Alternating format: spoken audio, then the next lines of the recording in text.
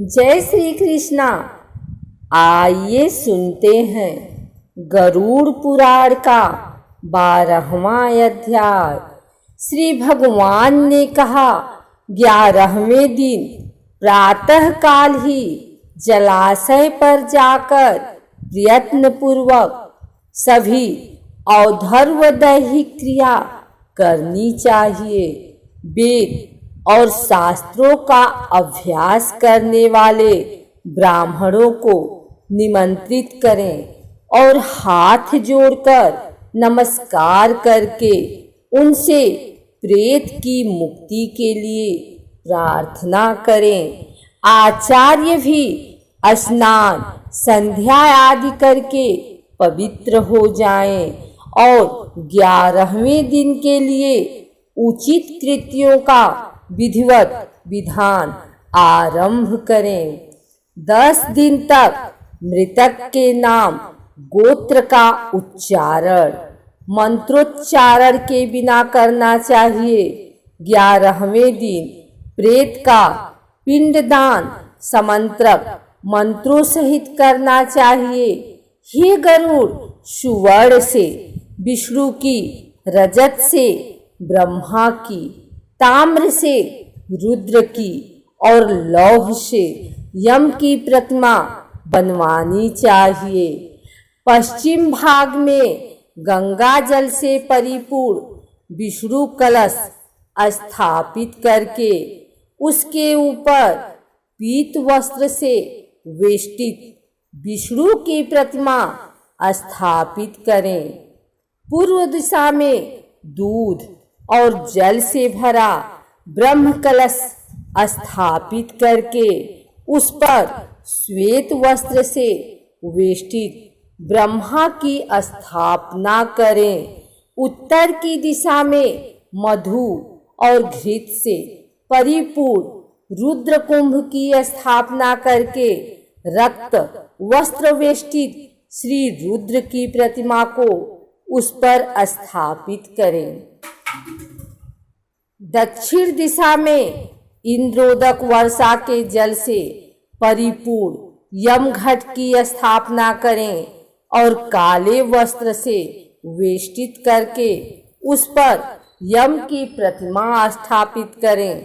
उनके मध्य में एक मंडल बनाकर उस पर पुत्रकुश से निर्मित कुशमयी प्रेत की प्रतिमा स्थापित करें और दक्षिणाभिमुख एवं अपसभ्य होकर तर्पण करें।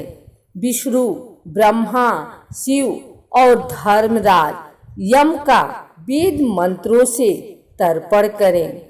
तब होम करने के अनंतर श्राद्ध और 10 घट आदि का दान करें। तदंतर पितरों को तारने के लिए गोदान करें। गोदान के समय, हे माधव, यह गौ मेरे द्वारा आपकी प्रसन्नता के लिए दी जा रही है। इस गोदान से आप प्रसन्न होएं, ऐसा कहें। प्रेत के द्वारा उपभुक्त आभूषण, वस्त्र, वाहन तथा घृतपूर्ण कांस्य पात्र, सप्त धान्य और प्रेत को प्रिय लगने वाली वस्तुएं एवं तिलादि 8 महादान जो अंतकाल में न किए जा सके हों, सैया के समीप रखकर सैया के साथ इन सब का भी दान करें। ब्राह्मण के चरणों को धोकर वस्त्र आदि से उनकी पूजा करें और मोदक, पुआ, दूध आदि पकवान उन्हें प्रदान करें। तब पुत्र सैया के ऊपर प्रेत की स्वर्णमयी प्रतिमा कांचन पुरुष को स्थापित करें और उसकी पूजा करके यथाविधि मृत सैया का दान करें। सैया दान के समय इस मंत्र को पढ़े, हे विप्र, प्रेत की प्रतिमा से युक्त और सभी प्रकार के उपकरणों से समन्वित यह प्रेत सैया, मृत सैया मैंने आपको निवेदित की है। इस प्रकार पढ़कर कुटुंबी ब्राह्मण आचार्य को वह सैया प्रदान करनी चाहिए। इसके बाद प्रदक्षिणा और प्रणाम करके विसर्जन करना चाहिए। इस प्रकार सैयादान, नवक आदि श्राद्ध और वृषोत्सर्ग का विधान करने से प्रेत परम गति को प्राप्त होता है। 11वें दिन विधि पूर्वक हीन, अंगावले, रोगी, अत्यंत छोटे बछड़े को छोड़कर सभी शुभ लक्षणों से युक्त वृष का विधि पूर्वक उत्सर्ग, वृषोत्सर्ग करना चाहिए। ब्राह्मण के उद्देश्य से लाल आँख वाले, पिंगल वर्ण वाले, लाल सिंह, लाल गला और लाल खुर वाले, सफेद पेट तथा काली पीठ वाले वृषभ का उत्सर्जन करना चाहिए। क्षत्रिय के लिए चिकना और रक्त वर्ण वाला, वैश्य के लिए पीत वर्ण वाला और शूद्र के लिए कृष्ण वर्ण का वृषभ वृषोत्सर्ग के लिए प्रशस्त माना जाता है। जिस वृषभ का सर्वांग पिंगल वर्ण का हो तथा पूंछ और पैर सफेद हो, वह पिंगल वर्ण का वृषभ पितरों की प्रसन्नता बढ़ाने वाला होता है। ऐसा कहा गया है, जिस वृषभ के पैर, मुख और पूंछ श्वेत हो तथा शेष शरीर लाख के समान वर्ण का हो, वह नील वृष कहा जाता है। जो वृषभ रक्त वर्ण वाला हो तथा जिसका मुख और पूंछ पांडुर वर्ण का हो तथा खूर और सींग पिंगल वर्ण के हो, उसे रक्तनील वृष कहते हैं। जिस सांड के समस्त अंग एक रंग के हो तथा पूंछ व खूर पिंगल वर्ण का हो, उसे नील पिंग कहा गया है। वह पूर्वजों का उद्धार करने वाला होता है। जो कबूतर के समान रंग वाला हो, जिसके ललाट पर तिलक सी आकृति हो और सर्वांग सुंदर हो, वह बभ्रुनील वृषभ कहा जाता है। जिसका संपूर्ण शरीर नील वर्ण का हो और दोनों नेत्र रक्त वर्ण के हो, उसे महानील वृषभ कहते हैं। इस प्रकार नील वृषभ 5 प्रकार के होते हैं। वृक्ष का संस्कार करके उसे अवश्य मुक्त कर देना चाहिए, घर में नहीं रखना चाहिए। इसी विषय में लोक में एक पुरानी गाथा प्रचलित है।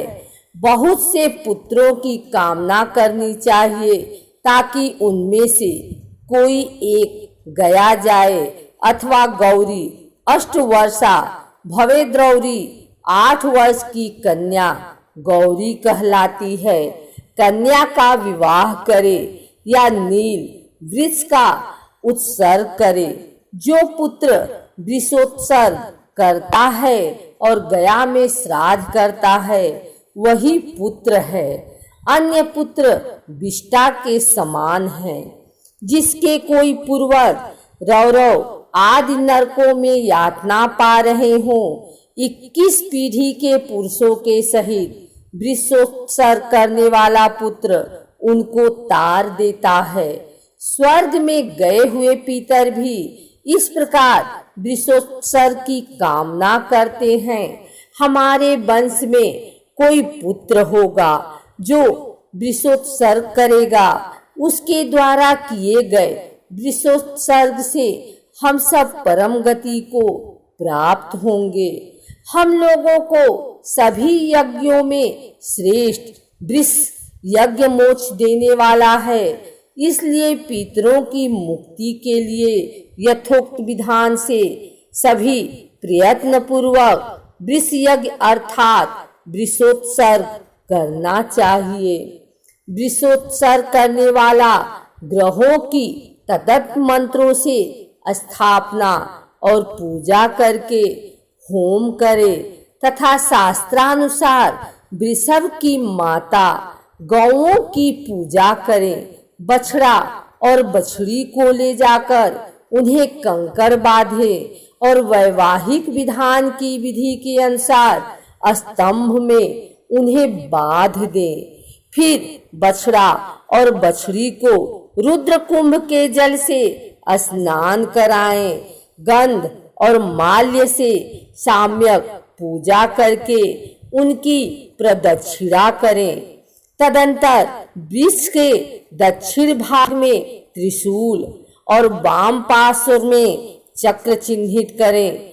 तब उसे छोड़ते हुए हाथ जोड़कर पुत्र इस मंत्र को पढ़ें। पूर्व काल में ब्रह्मा के द्वारा निर्मित तुम वृष रूपी धर्म हो। तुम्हारे उत्सर्ग करने से तुम भवाड़व से पार लगाओ।